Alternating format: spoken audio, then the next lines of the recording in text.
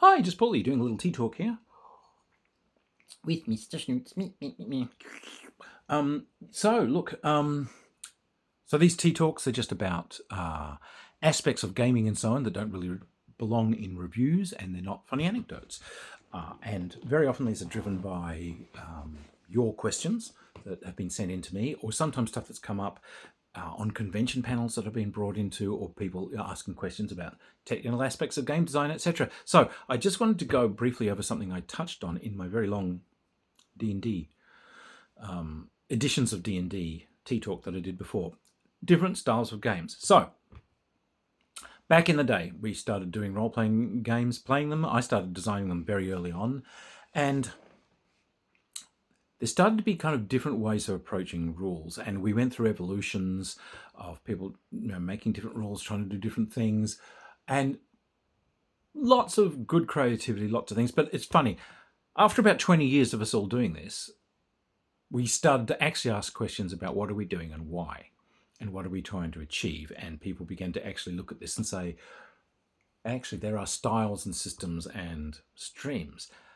What we've come up with, as we've sort of like examined this, and sort of some game design theory has actually gone into this and come out, role-playing games wise I'm talking, is that essentially we've seen three different streams of game style over the years. So I'm going to call one the essentially the Gamest style.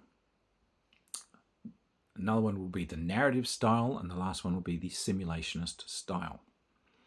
Gamest style is pretty much the original style. These games emerged from role-playing games, and these games emerged from war games, miniatures war games specifically. But at that stage, if you're a miniatures player, you also played, Squad Leader, and you played board war games, and you played Jedco's Rumble in the Desert, and Wooden Ships and Iron Men and Blue Max, you played it all. But these are games that treat the game largely as a skirmish war game.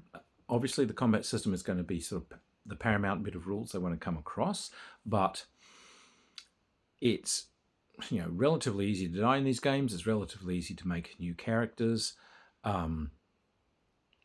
It fosters a sort of a system where characters can die. In fact, that seems to be a big part of it, because it brings in the risk and reward through character death. But you can game the system. There's kind of a feel that you can win. If you have a mini-maxed character, you will do more damage, or you'll be less likely to die. You're way more likely to win in the combat. So there's kind of a thought that you can win. And in many ways, the way these were run, and that's the way Gygax used to run his games, was very, very adversarial. You're almost playing against the umpire. The umpire is setting a thing up to sort of challenge you, e.g. kill you, and you're trying to survive it. So a lot of early games are that, and we do sometimes still see a bit of that running around. The next one that sort of came along, really, I think, from this was simulationist. We began to get more and more into world building and rules for world building, and there was this thought that we need rules to cover everything. We need to be able to make an immersive world. We need to be able to make a fantasy or science fiction or imaginary world where it's only immersive if it's real, and it's only real if every single possibility is covered. So rules began to get deeper and broader, more situations covered by the rules, with more and more depth of those rules that cover those situations. And this began to get very, very heavy indeed. And the ultimate expression of those are pretty much anything done by Iron Crown Enterprises, and horrors like the space opera game by FGU, where you get things like in space opera, where there are just so many skills and so many sub things within the skills, each of which have their own individual rules and sub rules and rules for special things that might come up. And every bit of equipment has so many factors recorded for it, and so many special rules for special circumstances in which that equipment might be used, might break, might come under stress, might do, and so many deeper ways of trying to simulate combat and wounds and action and differences between races and so on, that you get these incredibly impenetrable, massively heavy rules. So heavy that it almost broke. You can't actually use most of this stuff, and you sure as hell don't want to read it. The narrative style, that's more about telling a story, and ideally it is a partnership where the person running the game, the umpire in my parlance, is creating a setting and a story, and the players are running characters in the story. We're more interested in the world and the story and the characters and how they interact, and the characters acting within the world will make a story. There have been some funny expressions of this where it's almost railroady, which is a term we use for basically the umpire has created a story and you damn well follow it. There's been some strange things like some of the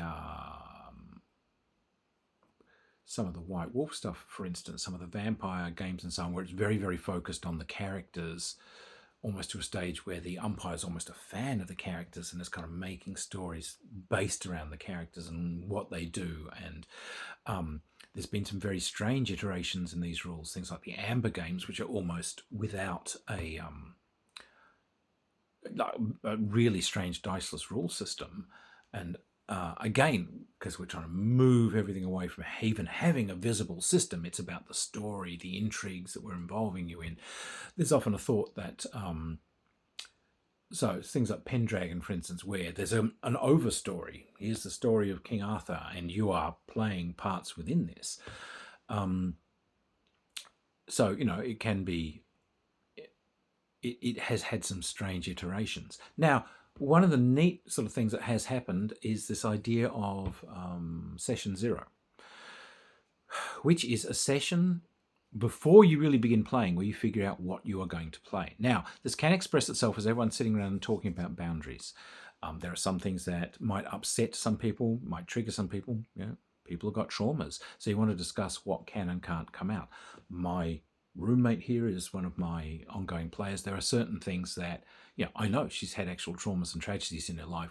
We don't put some of that stuff in the games because it's just, that's not comfortable for her. She doesn't want to do that.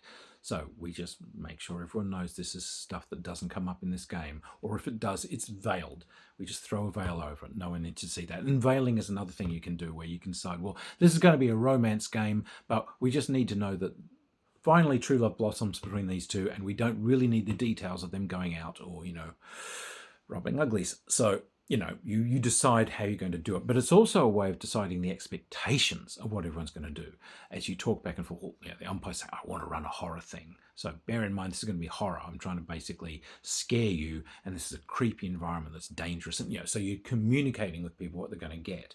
And maybe they're communicating back about, you know, the sort of engagement they'd like to see and how they'd like to be part of the game. So you get a better game out of it. There are some narrative games now. So, for instance, I just reviewed a thing called Fabula Ultima, where that session 0 is used as part of the narrativist structure, where you actually design a world together. Umpire, players, everyone. You discuss what kind of game you want to play, and then you design a world together that will be the setting. And you design characters with input from the umpire and with the setting in mind, so that these characters will now be interacting with the setting.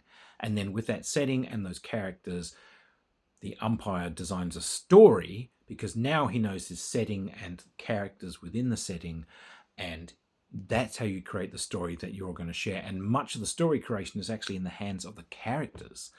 They will be pushing the story along. So it's gone to interesting places. There are games these days, and in fact always were, that are a hybrid of all of these.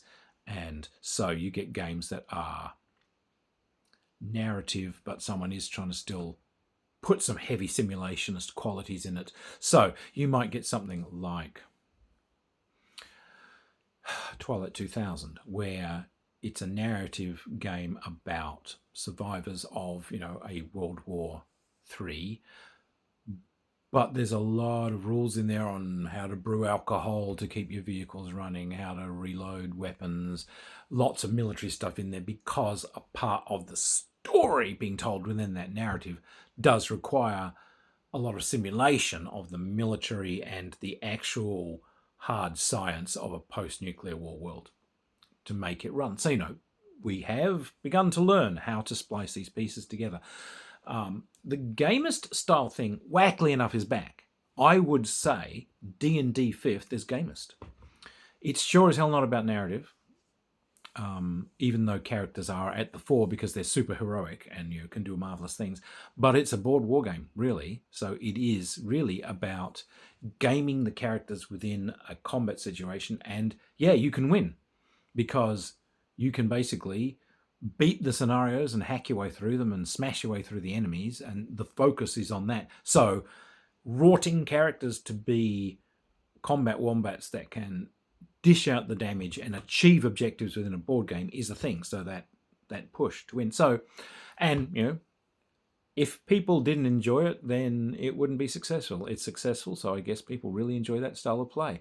So that would be a Gamest narrative. So we've had a narrative simulationist. Can you have a simulationist Gamest? Yeah, you can. Though I find a lot of those have really failed because they're just like pure rules lawyer hell. But they certainly do exist as well. So anyway, those are kind of the three streams of game evolution and game design. Each did have their strength and appealed to a certain type of audience.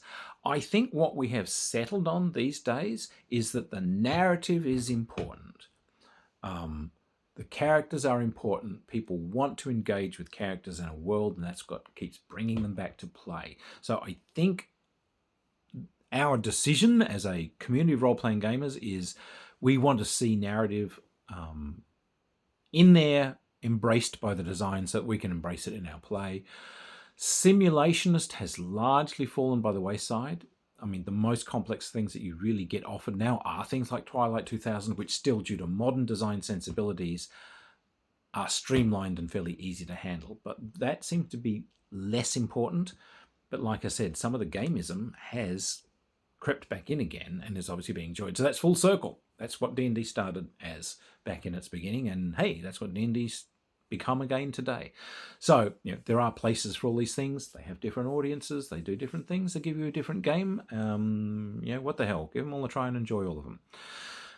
So that's kind of my little tea talk with Mr. Snoots on different styles of role-playing game that have evolved. Who knows? Are there more things we might evolve? I don't know. Let's have a look. Let's go along for the ride. Anyway, cheers everyone, and I'll hopefully see you either narratively or possibly gamestly around a table.